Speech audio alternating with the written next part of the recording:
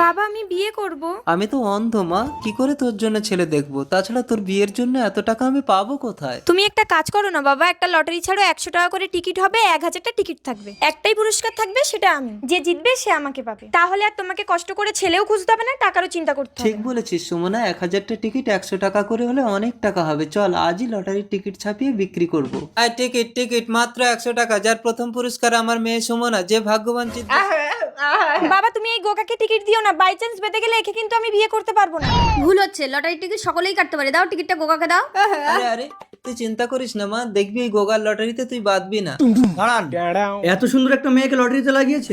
এই নিন, আমি টাকা দিচ্ছি, সমস্ত লটারির টিকিট আমাকে দিয়ে দিন। এতগুলো টিকিট যখন আমি নিয়ে নিলাম, তাহলে খেলার আর কোনো দরকার নেই। আপনার মেয়েকে আমি নিয়ে চলে যাচ্ছি। চলুন। দাঁড়ান স্যার, খেলা হবে। এর আগে উনি অনেক টিকিট বিক্রি করেছে। প্রধান ম্যাডাম, আমি দেখেছি আপনার স্বামীও কিন্তু এই টিকিট কিনেছে। আপনার স্বামীর টিকিটে যদি এই মেয়েটা বেঁধে যায়, কি হবে ভেবে দেখেছেন? আমি একজন পঞ্চায়েত প্রধান হয়ে কখনোই বেআইনি কাজ হতে দেবো না।